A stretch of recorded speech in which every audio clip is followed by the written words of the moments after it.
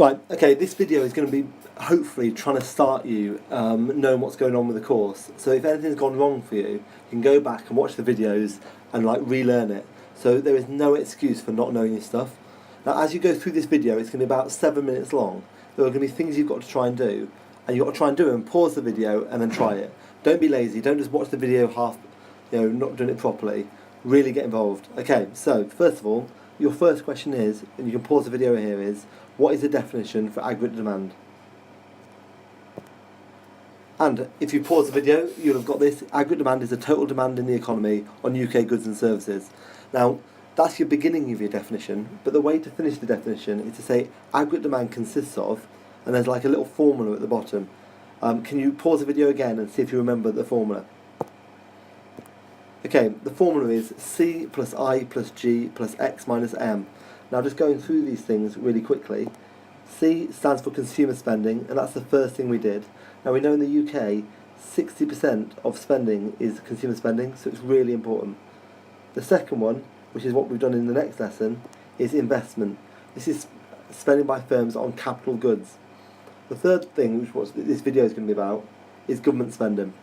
And then finally, X minus M stands for exports minus imports, and we're going to do that later. You have to know that definition, and you have to know the equation.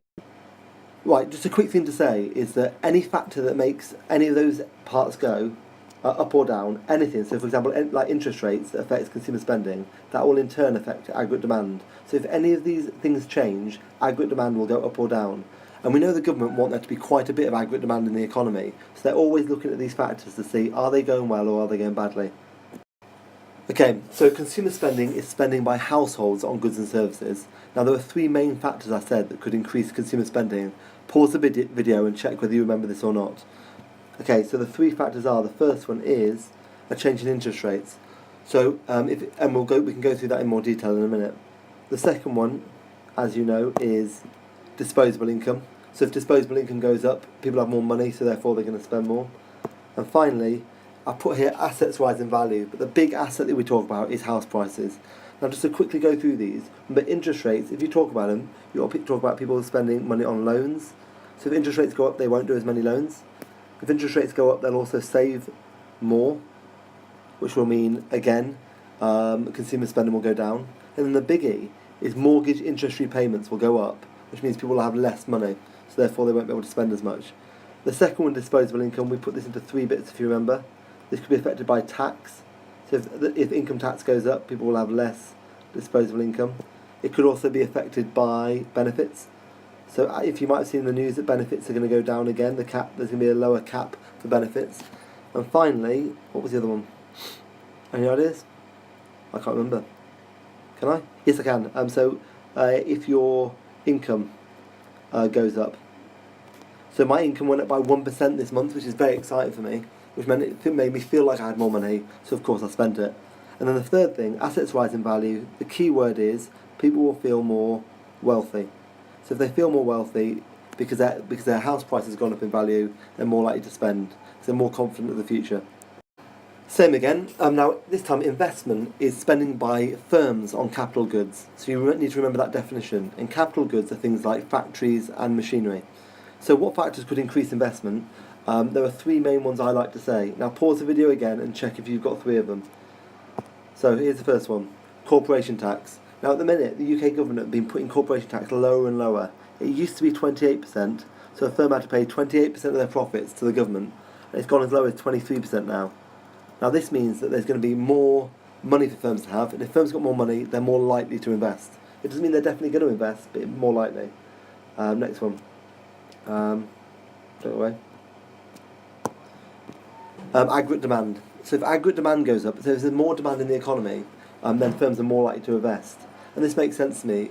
If there was no demand in the economy, what is the point in investing in new factories and new machinery?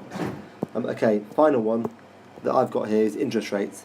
Now interest rates, if they go up, that means firms would have to pay more money on a loan, so they're less likely to take out loans, which means they're less likely to invest.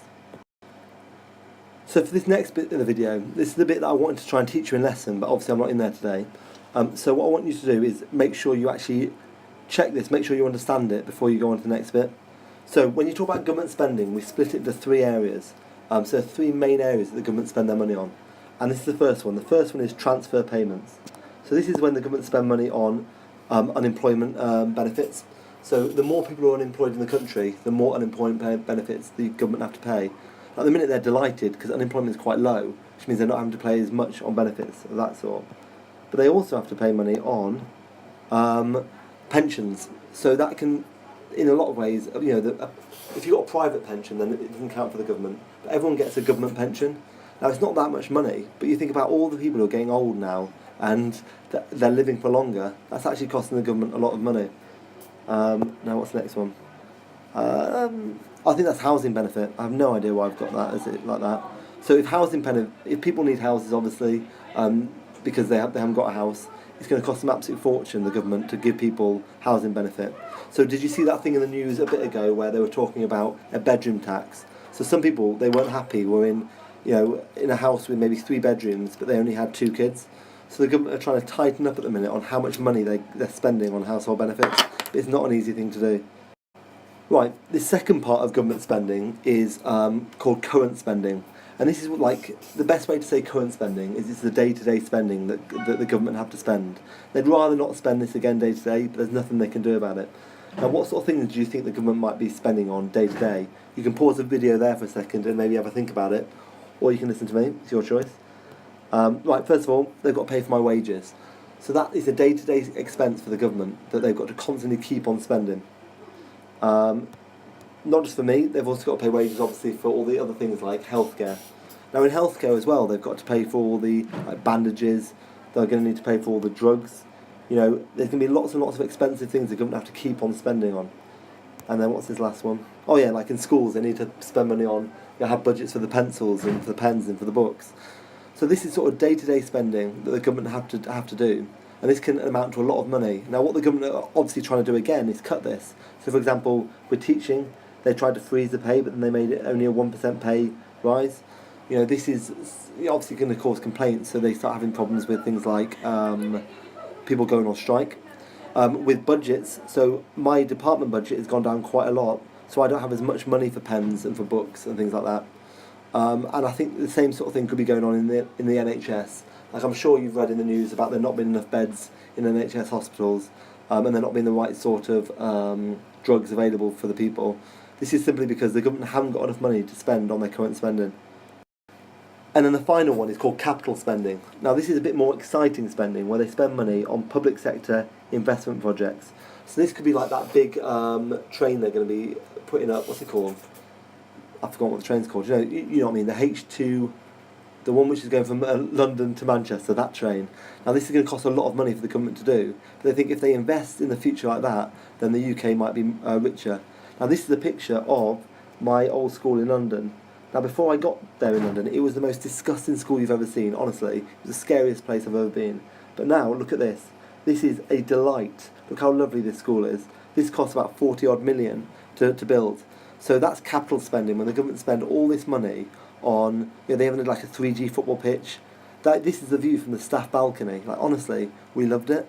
But when you spend money on big public sector investment projects like that, that's something the government enjoys spending money on.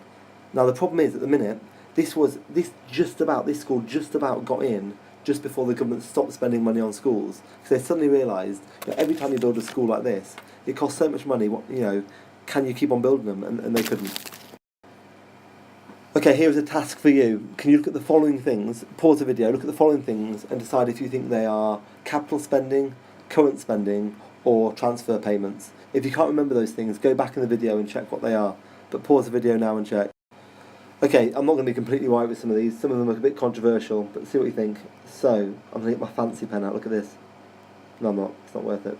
It's not worth it. I'm going to go with this one. Okay, so 200 million support for regional railways. I personally think that's capital spending, because I've spent money on maybe building more railways. Again, 100 million funding for science facilities. Because it's facilities, I'd say that is capital spending. The Educational Secretary postponing plans to rebuild 700 schools, which I was talking about earlier. That was going to be capital spending. So the first 3 are capital spending. The next one, child maintenance, that is obviously like kind of benefits, and that goes under transfer payments. And finally, public sector pay freeze That is freezing a current spending, because that's day-to-day spending. Right, this last task requires you to go to the internet. So what I want you to do is I want you to go on the internet and I want you to go on, typing UK government spending into Google, and then click on the second thing down, which is the Guardian bit here. Right, here we go. So this is their data blog where they talk about how much the UK is spending compared to how much they're getting in on money.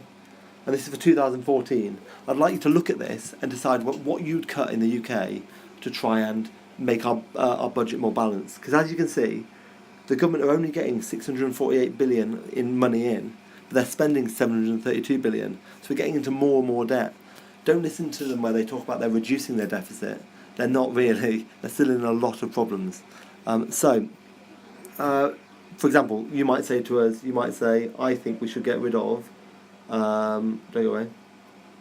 I think we should get rid of defence, because defence is costing 38. Now these numbers, I'm pretty sure, are all in billions. So it's costing 38 billion for defence. Why don't we just get rid of that? Or you might think that, where's another interesting one? Public order and safety. So you might think, we don't need as many policemen. Let's stop spending 32 billion on that. Let's reduce it. I want you to look at them and then come to the lesson with some thoughts on what you would cut to try and make it so the UK are spending the same as they're getting in. And that's all you've got to do. That is your homework and that's your lesson for today.